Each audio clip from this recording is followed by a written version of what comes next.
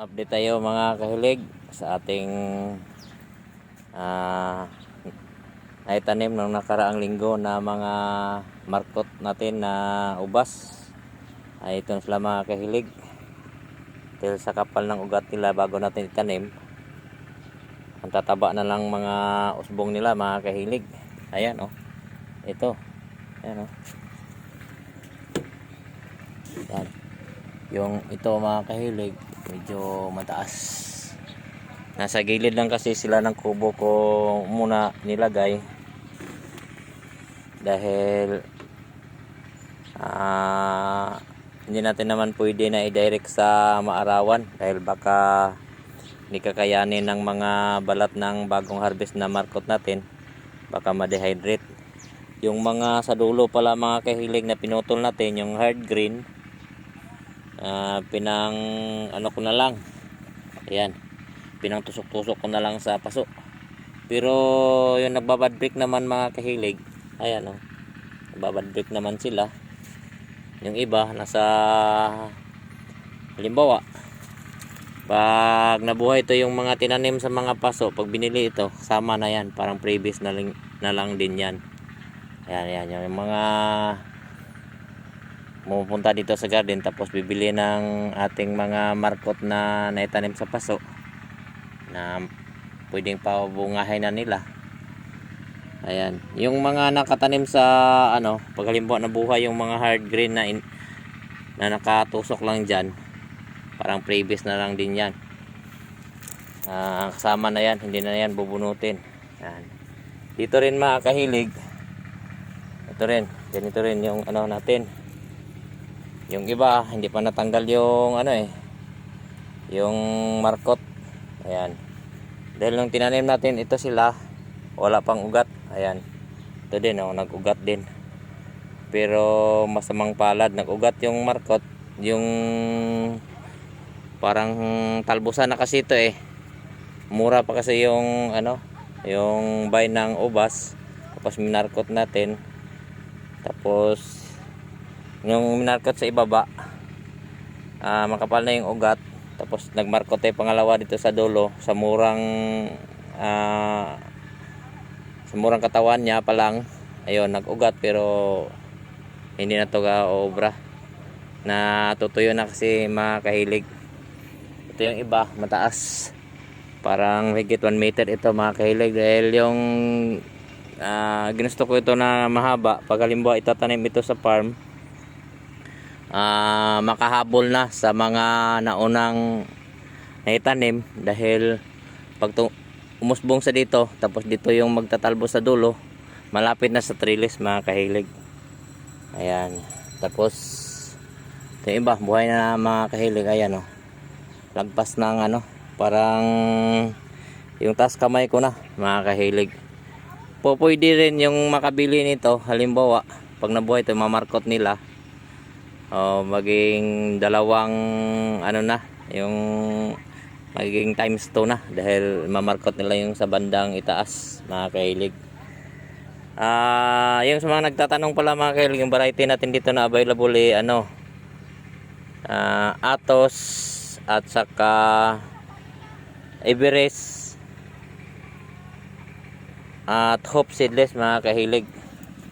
Ito yung mga nauna, pinarawan ko na. Yung maliliit na maliliit na sanga yung namarkot natin. Hope Seedless po ito mga kahilig. Yung dito sa kabila ganun din,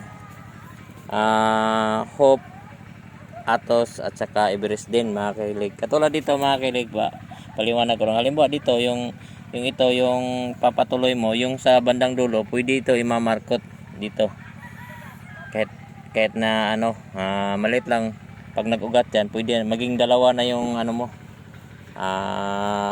yung nabili mo na ubas. Kumbaga, ikaw na yung mag-propagate mga kahilig. Yung mga mahaba, katulad nito, mahaba. Parang taas kamay ko na.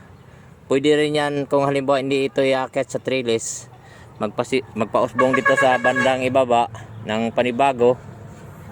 Lang to pag yung gusto mo talagang dito ka mapausbong sa bandang ibaba, lagyan mo lang ng konting Dormex mga kahilig.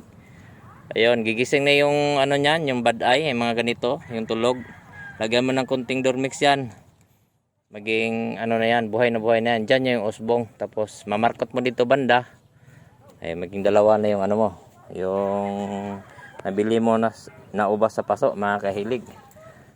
Tapos yung mga ano kasi maliit lang yung area natin mga kahilig, yung kubo ko. Ayun, mayroon pang mga mulberry dito, ang dami. Tapos yung iba, dahil wala tayong oras na magtanim sa paso, ayun, sinasaksak ko na lang sa ano, sa paso na maramihan. Ayan. Ang buhay naman sila. Ito, bago lang tong na ano itanim sa paso. Atos variety po dito. Ito ay Baikanor naman, mga kahilig. Ayan. Yung sa mulberry natin, ayun, pag mayroong bibili ng ubas dito sa garden, mayroon na tayong previous na ano, yung mulberry. Bibigyan kita ng ano, ng previous ng mulberry. Malalaki po ito yung bunga ng mulberry natin, mga kahilig. Baka sabihin nyo, maliliit ito, oh. Kikita ko na lalaki. Makikita ba? Sensyahan nyo na, hindi ko masilip yung ano ng cellphone ko, mga kahilig, dahil na ano sa sikat ng araw, mga kahilig. Ayan, malalaki po yung bunga niyan, mga kahilig. Dito, kinakain na yan ng ibon. Dahil marami nga ito. Ayan, tanggalin ko nga ito para makain na. Ayan, ito malaki, mga kahilig, oh. Ayan, kita ko. Masarap, tamis, mga kahilig. Matamis siya. Ganito siya pag nagbunga, mga kahilig, ang damihan. Yan, maramihan siya. Yan. Wala na tong ano, mga kahilig. Hindi na to na pruning. Dahil yun, pinawal na lang. Ito, mga kahilig, kuha tayo. Tapos kakainin natin. Yung, sarap. Ito pa, sa ilalim lang.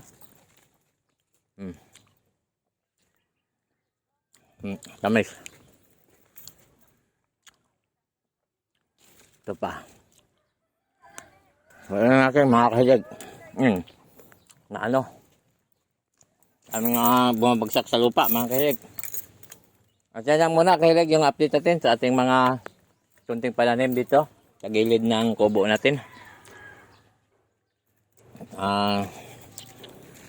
Dahil nagmamadali tayo, tapos naulan pa. Yung ubasan natin doon banda sa baba, mga kahilig. Yung kubo natin maliit lang to Salamat panonood, mga kahilig. Magandang araw uli. Bye bye.